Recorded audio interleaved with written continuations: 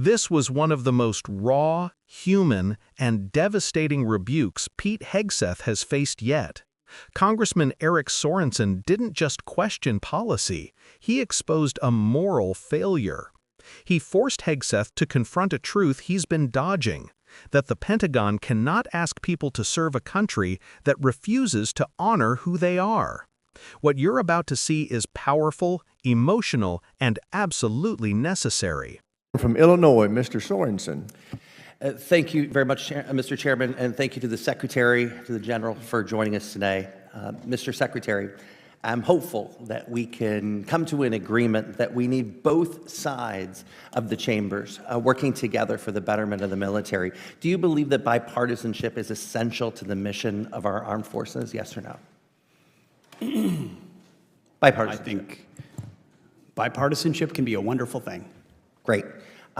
Because I didn't come to Congress with political baggage. I was called here because, I believe, and my constituents believe, that we need impartial, bipartisan people to find solutions to complex problems. But today, this nation is being pushed and pulled in so many different directions. I had a constituent this weekend that said, Eric, I don't even know what to believe anymore.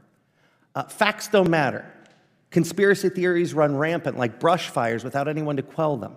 So I'm hoping you can shoot straight from the hip with me. We're almost done. Do you have a targeted number of reductions in civilian personnel in our armed forces? We have very diligently tried to identify the places where we might need to make changes, but for the most part, it's been a DRP process, a volunteer process of civilians to try to reduce the number for cost savings. Is there an analysis that supports how you're coming up with these decisions?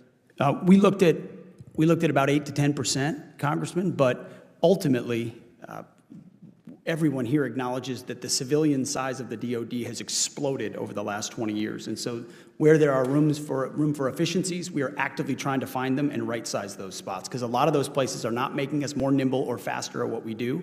And what do we say to the people, but it's the numbers. Right. What do we say to the people that have strived in their entire life? These are former, retired members of the military working as civilians back home. What do we say to them? Well, almost all of them took a voluntary DRP to separate. Do you have a timeline for making these cuts? Like I said, almost all of them were volunteers who themselves decided to retire early. Okay. I want to reset for just a moment. And I'm going to be honest with you. I learned a lot about military service from both of my grandpas who served and fought in World War II. My grandpa Sorensen was a proud Navy photographer. I have his photos. They're framed above my desk here on Capitol Hill. I learned to be proud of him. And from him, I learned how to become proud of veterans, which is why I want to talk about a different veteran, one who served in the Korean War from 1951 to 55. He served courageously like my grandpa Sorensen. But unlike my grandpa, this veteran was forced to resign from the Navy. I'm talking about Harvey Milk, because he was gay. You see, as a kid, all I wanted to be was the weatherman on TV.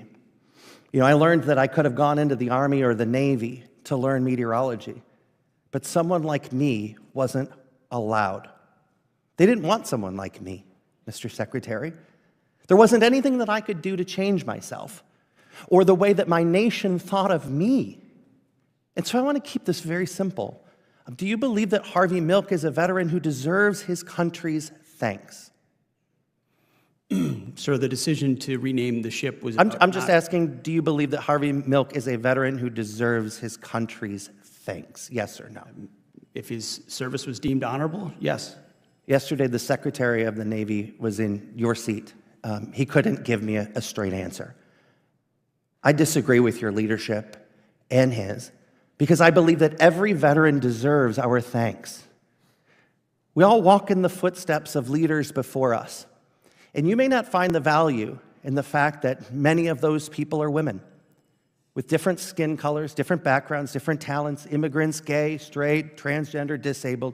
You may want to change it, but you can't, because the America that you and I both serve is a place where everyone has the ability, or should have the ability, to grow up and be the hero their grandpa was. I wanted to do that when I was a kid. We're going back to that time. Gay kids like me, they don't want to go into the Army. They don't want to go into the Navy because you don't care for them. It's happening all over our country. My grandpa taught me never to judge the value of a veteran's service. And I hope, Mr. Secretary, you learn to do the same in your capacity, and you can find it in your heart to make that part of your process. May God continue to watch over our troops, our veterans, and our military families. I yield back. Gentleman yields back. Chair. This exchange between Representative Eric Sorensen and Secretary Pete Hegseth goes deeper than budget lines or personnel cuts. What you're witnessing is a lawmaker confronting something far more fundamental, the soul of military service and the meaning of gratitude to those who wore the uniform. Sorensen isn't arguing numbers, he's arguing humanity. He begins by grounding the conversation in bipartisanship, something that should be a given in matters of national defense. But his tone shifts when he pivots to something he's heard from everyday Americans. People no longer know what's true. Conspiracy theories drown out reality. Facts get discarded like scrap paper. And when even the military leadership can't answer plainly, that uncertainty grows. So Sorensen pushes Hegseth on civilian workforce reductions, decisions that affect real people who spent decades serving this country. And once again, Hegseth offers vague answers, deflection, and bureaucratic talking points. But Sorensen wasn't setting up a policy fight, he was setting up a mirror. Because what comes next is one of the most personal, emotional, and revealing moments we've seen in Congress this year. Sorensen talks about his grandfathers, World War II veterans whose service shaped who he is. But he also talks about the limits America placed on people like him. LGBTQ Americans weren't allowed to serve openly for most of our history. Careers were destroyed. Service members were humiliated and expelled for simply being themselves.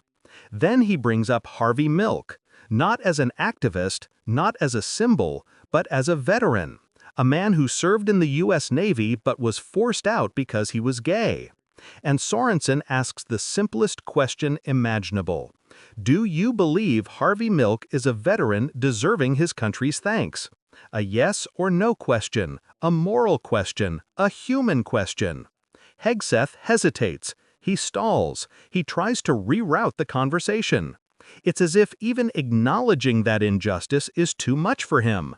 And that's when Sorensen delivers the blow that makes this moment historic. He says directly that gay kids don't want to serve because leaders like Hegseth don't value them. That the country risks returning to an era when entire groups of Americans were told, explicitly or implicitly, that they weren't welcome in uniform. This isn't partisan theater.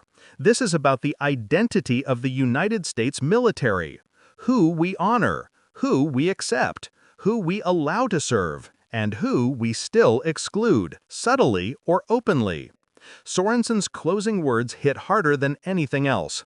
Never judge the value of a veteran's service. That principle, that universal respect for service, shouldn't be up for debate. Yet here we are, with a secretary who struggles to say plainly that a man forced out for being gay still deserves his country's gratitude.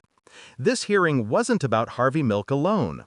It was about millions of Americans past and present. It was about who we choose to see and who we pretend not to see. And Sorensen made it clear, America is at its best when it honors all who serve, not just those who fit a preferred mold. If the military wants to attract the best, if it wants to maintain readiness, and if it wants to uphold the values it claims to protect, then leaders must show, clearly, unapologetically, that every service member's dignity matters. Sorensen shouldn't have had to say it, but he did, and it needed to be said. For more analysis like this, make sure you like, subscribe to Left Lens, and share this video so more people can understand how moments like this define who we are as a nation.